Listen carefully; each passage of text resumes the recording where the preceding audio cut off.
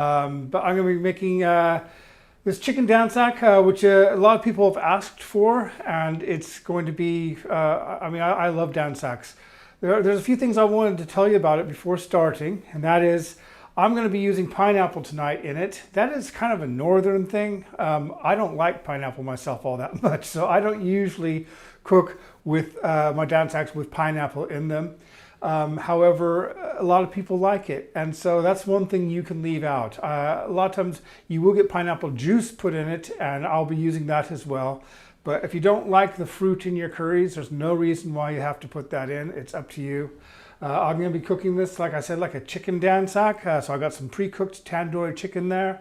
You could use, just like when you go out to a curry house and you see the dansak on the menu, you could put into it anything you like. You could put in some lamb tikka, you could put paneer in, whatever you feel, beef, whatever you feel, or whatever you happen to have on hand, you can use that. Dansaks, the dansaks we have here in the UK are a lot different to a dansak you get over in India. The dansaks over there are they're kind of like party dishes. It's something you'd have to serve at a wedding or just a really big event. And they usually have about 3-4 different types of lentils in them. They often have other vegetables, so they might have fruit, but they'll also have aubergine in them, potato, and just different things. And it's usually cooked with lamb, so there'll be a lot of lamb stock in there, and they'll cook these lamb chunks in it, and it's usually served with wild rice. So that's the way it's done over there. The dansak I'm going to be making tonight is one like you get right here in the UK, which is curry house style. It's a lot less complicated. We're going to make this very quickly. Hi everyone, and Steve's asking, fresh or tinned pineapple, does it matter? You can just use, if you go to a curry house, they're going to be using tinned.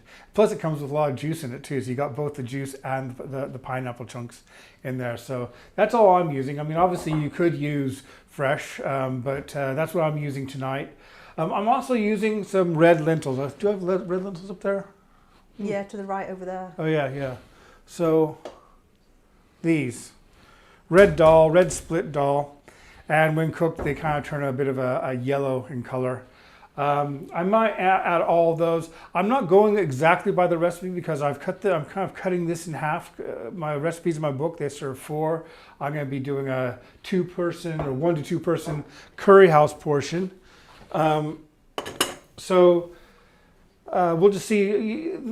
I'm hoping that by doing these that you can see just how easily you can just wing it. You don't have to, once you have the stuff in front of you and you've measured it out or not measured it out, if you just have the things in front of you, you can just go for it, because it's really difficult to ruin one of these curries. You just have to make sure you're stirring from the side to get the caramelization in from the sides of the pan.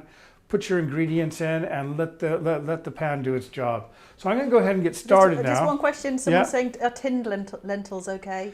You know what? Yes, they would be if you could find them, because I have found it very difficult to find anything like chana lentils or the red lentils in a tin. I did find them once at an Asian shop, but only once. Usually it's very difficult to find. You can find green lentils, of course, and to be honest, I've never tried them with It's so easy just to boil those dry ones anyway. It comes in about 10 minutes. Yes, actually. 10 minutes, 10, 20 minutes, and you got that. So it's probably a lot cheaper to do it that way as well.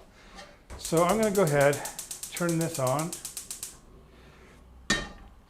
And as I'm using an aluminum pan here, like always, when I'm doing these curry house style curries, it's going to heat up very quickly. So if you're cooking along with me and you got something different, let's say you got a cast iron pan or something like that, it might take a little bit longer to heat up. But the reason why they use these in curry houses is because they heat up so quickly. I'm going to go ahead and add some oil to this pan now. Just kind of coat the bottom of the pan. Get that nice and hot. And then I'm going to go ahead and add the garlic and ginger paste now, because you can add that anytime. It doesn't have to be really hot when you add this. Garlic burns quite easily anyway. So just go ahead and put it in now. And then give it a nice stir. And as it heats up, yeah, you can see it's already bubbling there. So it's already quite hot. See how fast that gets up to heat? And I just want to cook out the rawness here. And to that, I'm going to add some spices. I got about a teaspoon of chili powder, half teaspoon of turmeric, and about 2 teaspoons of mixed powder there. I'm just going to give that a nice stir and just let it kind of bubble there. See that? That's what you're looking for right there with this curry. It's just really, take all the different spices and just make sure they're nicely blended in there. And now I'm going to add about 70 milliliters of tomato puree. That's enough there. And give that a nice stir as well.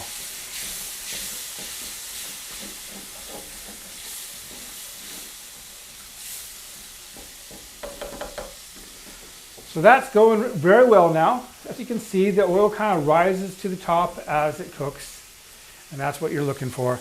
I'm going to go ahead and add some heated base sauce now. So let's add a little bit of that around there. Don't have enough in here, so I'm going to add it to pick it up some. And Dhansaks can be quite spicy, but they can also be, often they are not so spicy at all. So you decide that. I added about a teaspoon of chili powder. And as I've mentioned when stirring this, you mainly want to stir around the sides because as it cooks, that base is going to, I don't know if you can see that, it's going to kind of cling to the sides, it's going to caramelize. So there's no need to really stir here. See that? It's not burning at the bottom, but it will caramelize around the sides. You want to make sure you stir that back in. So I'm going to go ahead now and add a little bit more base. And like I mentioned, I'm not measuring this at all. I just got myself a ladle here, and as it's looking dry, I add a little bit more base. And if it looks too saucy, I cook it right down. And that's what you want to, pretty much all curry house style curries, that's what you want to be doing. You want to just be kind of building them up from the bottom, adding a little bit more base. Don't worry about what it says in my books where it says maybe 700 milliliters of base or something like that. That's just to give you an idea. But what you want to be doing is just building it up from the bottom, scraping it from the sides like this. And now to that, I'm going to add some of these lentils. And the lentils will thicken it. So we're going to go ahead and add some of those. I think that's plenty right there. I'll just stir those in. Now the one thing you have to think about when you're adding lentils to a curry is lentils have a tendency to burn. So where I was showing you, you don't need to stir here in the middle very much. That kind of that advice goes out the window there once you add these lentils. So you need to be a bit careful that you're not burning anything, that they're not actually sticking to the bottom of the pan. But still around the sides that you need to be most worried about. And I don't mean worried, I mean just make sure you get the stuff off because you don't want to lose that flavor. All right, so there we have our nice masala base. This is pretty much, this is the curry almost right there. And I'm going to add some chicken now. So we're just going to add some of these chicken pieces there. All this was, we did some tandoori chicken a day or so ago. And this is just chicken thighs, which we cooked the whole thigh with some marinade on it. And then cut it into bite-sized pieces like that. And Dom's asking, do you use seasoned oil? Does it make a difference? Seasoned oil I did not use today because I don't have any. Because I haven't made onion bhajis or anything like that, or even a base sauce in a while. Seasoned oil makes a lot of difference. It just adds another layer of flavor. So if you've got yourself some seasoned oil, and that's all explained in my books, but I'll tell you, it's like if you cook onion bhajis, or if you make the base sauce with lots of oil and it rises to the top, you can just go ahead and skim that off, and it just adds another dimension of flavor. And that's really what curry house style curries are all about. It's just getting all these different flavors. See how that's kind of like drying up there? I'm going to add a little bit more base now. Just a bit. Stir all that in. I'm not adding too much because I've got some liquid to go in here now too. So when I make this normally, it would be a lot redder than this. And that's because I would normally use a lot more chili powder. I like my chili powder. But in my recipe in the book, you'll see that this is looking very much like what the picture looks like, because it's a lot lighter and not nearly as red, and that's because I don't want to blow people's head off that don't like spicy curries. But you can always add to it. You can always do stuff to taste. And also, I'm going to say this again, I've said this lots of times before, but as you can see, I'm having trouble scraping that off. And that's because I'm using a plastic spoon. I should be using that. But it's too noisy. It's too noisy. With the microphone just picks it up. So if you get yourself one of these pans, try and get yourself a metal spoon as well, and it just comes off so much easier. I'm just going to screech this just a couple times, as you can see. See that? But people don't like that, so I'm not going to do very much. So I'm going to add a little bit more base now. And to that, I want to add the pineapple. So, like I say, this is optional. And many of you will like pineapple in your Dhansaks, so go for it, do it. If you don't let that stop you. Just don't put it in. There we are. We just want to get that pineapple cooked in there with the meat. And then I've got some pineapple juice too from the tin. I'm just going to add a little bit of that for some sweetness. So this is kind of a sweet and spicy and also a bit sour curry, because at the end I'm going to put some lemon juice as well. So it's sweet and spicy and sour. And whenever you're working with flavors like that, sweet, sour, spicy, take a bite of it. Just take a couple bites of it while you're cooking it, and make sure that you've got all those balanced to your liking. So you can add more lemon if you want it to be spicy. If you want it to be more sour, I'm going to put in a nice half lemon's worth right here. There's a seed there. But you can add more lemon juice. You could add more. Pineapple juice or more pineapples. If you don't like pineapple, you could also add maybe just a little tiny bit, like a tablespoon or so, of mango chutney. That will sweeten it up without having the fruit in there.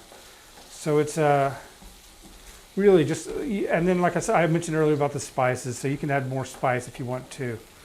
I'm going to give this a bite, but I know I need some salt, so I'm going to add some salt to that first. Give that a nice try. Yep, that tastes like a Dhansak. I'm going to go ahead and turn this. Oh wait, forgot one thing. Two things. I'm going to add some coriander to that. See over here where it's kind of sticking to the side?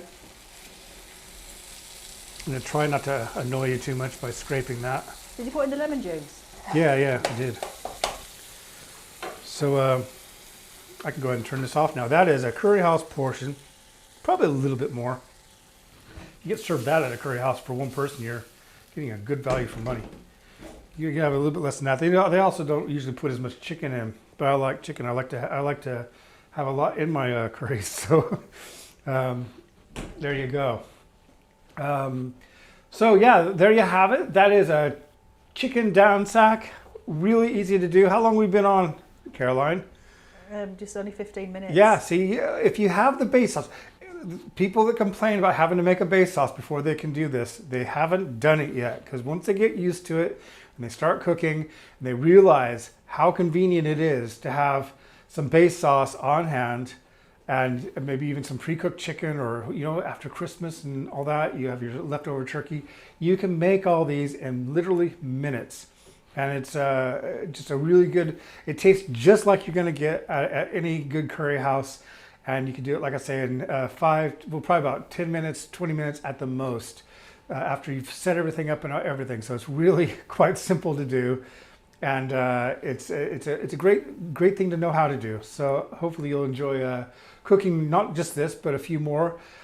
Just to let you know, on Monday, I'm going to be doing, because I had a lot of people in my Facebook group, Curry Chit Chat, I had a lot of people saying that they were struggling with the jalfrezi. So luckily I had a lot more people say that they love it and they have no problem with it. But I decided that because of that, I want to do a jalfrezi on Monday. So we're going to be doing a chicken jalfrezi on Monday. If you want to cook it with me, make sure you get either chicken or you can use prawns, you can use pre-cooked lamb, whatever you feel like throwing in your jalfrezi. Maybe even a mixture of both. Do a special jalfrezi. But yeah, so that's what I'm doing on Monday.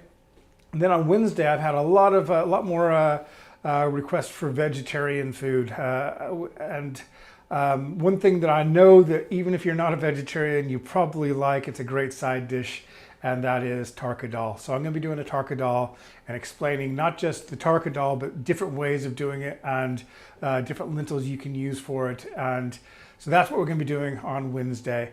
I'll be putting out the recipes and advertising it probably over the weekend. So you'll be able to see what's in the, if you don't have the books, you'll be able to see what goes into each so that you can get the ingredients.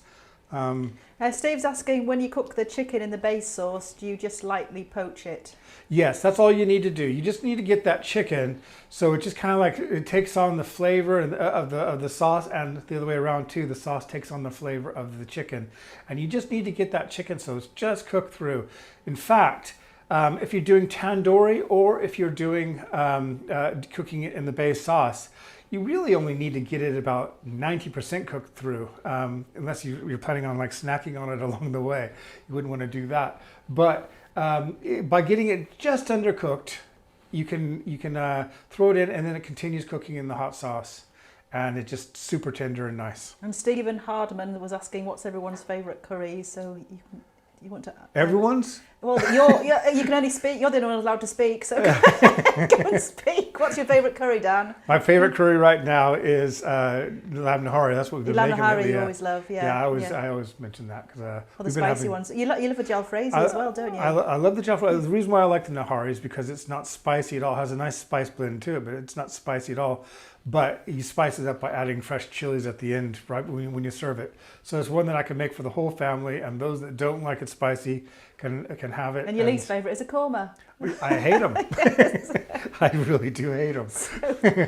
But you still make them for others. Yes, but I still make them. Yes, I make them all the time, actually, yes, don't I? Yeah. It's one that's requested quite a lot. Right, I think that's it until Monday. Okay. When it's jalfrezi. Yeah, so I hope to see you on Monday for the jalfrezi. And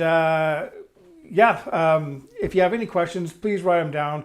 I'm going to try and get online tonight, and I wasn't able to on Monday, but I'm going to try and get online tonight. And if you're on Facebook or anything like that, I'll try to respond. And cheers.